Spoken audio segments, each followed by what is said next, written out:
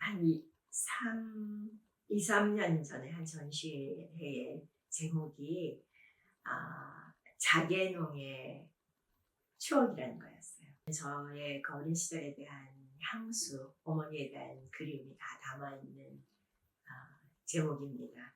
왜냐면 제가 어렸을 때 그때 노화동이라는 동네에 조그마한 집에 살고 있었는데 그 큰 자개장이 있었어요. 자개장에는 뭐 여러 가지 문양이 들어가잖아요.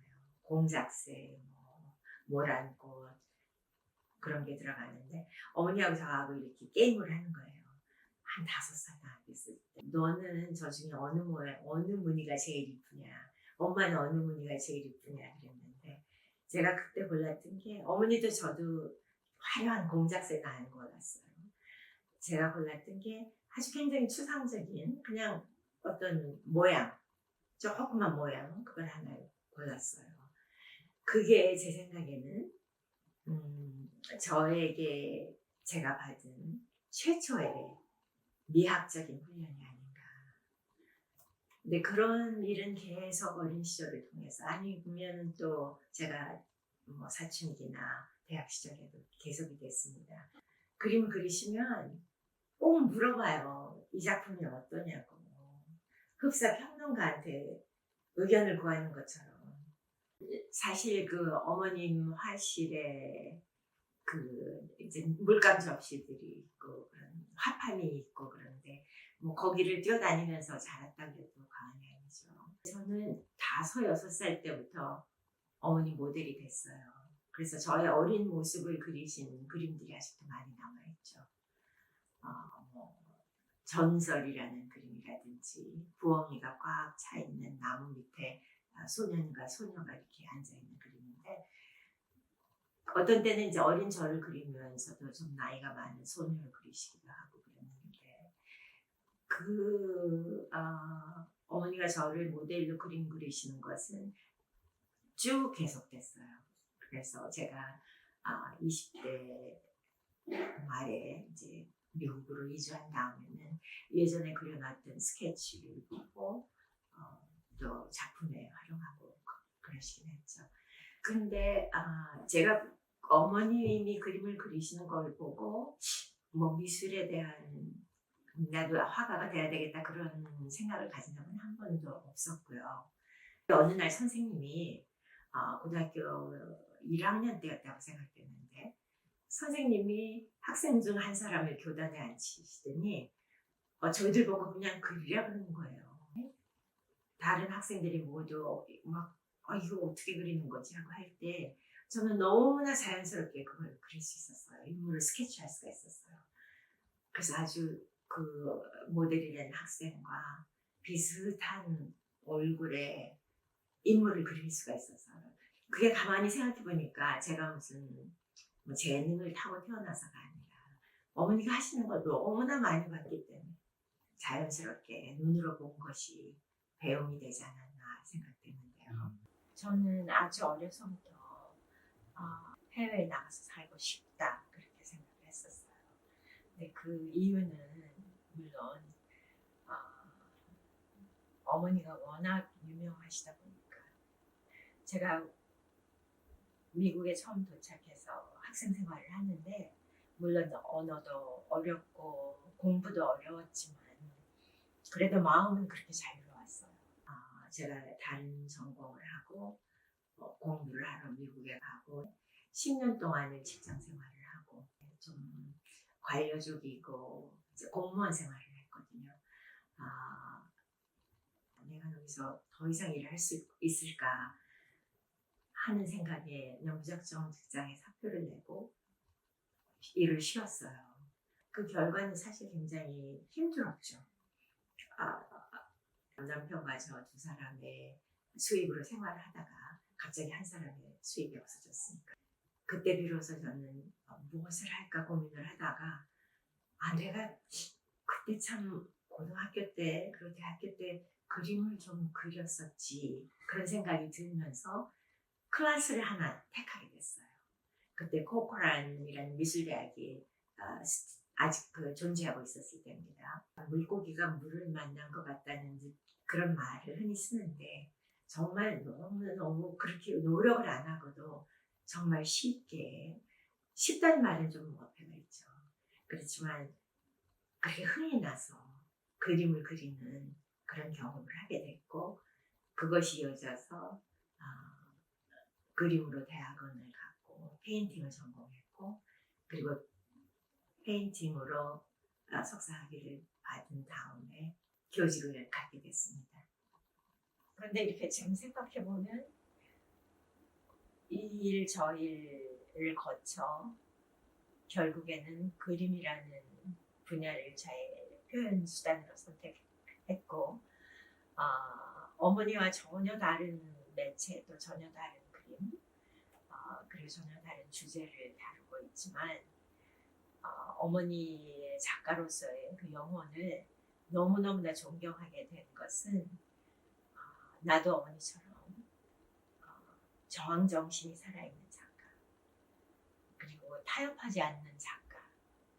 참, 저도 그렇고 어머니도 그렇고 양면성이 있는데, 사람들 할 때 보면 너무나 예의 바르고 말씀하시는 것도 공손하고 그러면서 또 속에는 굉장히 담대한 면을 가지고 있는 것.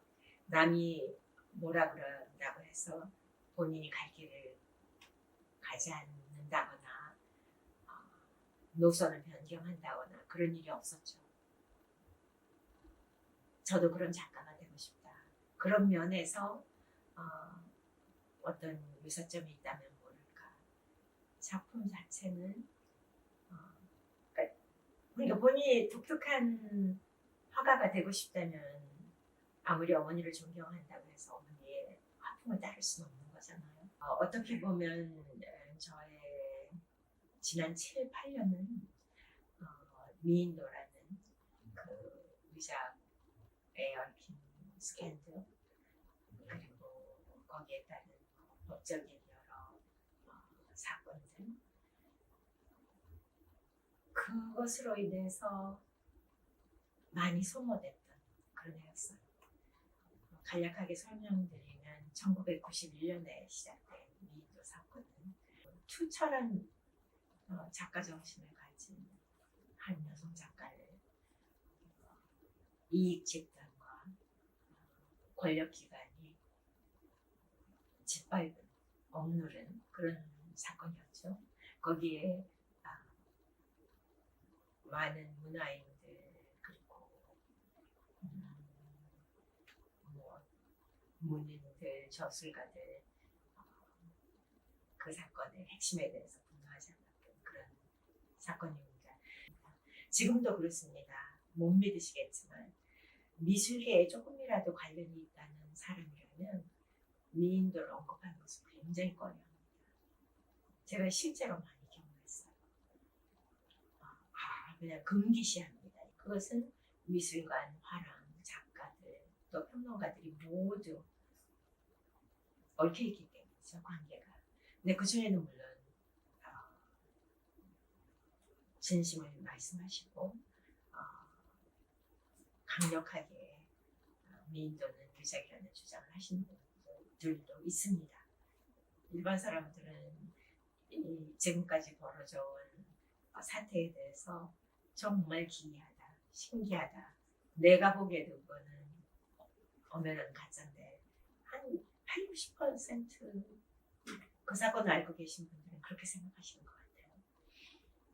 근데 그 사건이 저를 어떻게 만들었나, 그 그림이라는 게 본인의 경험의 산물이잖아요.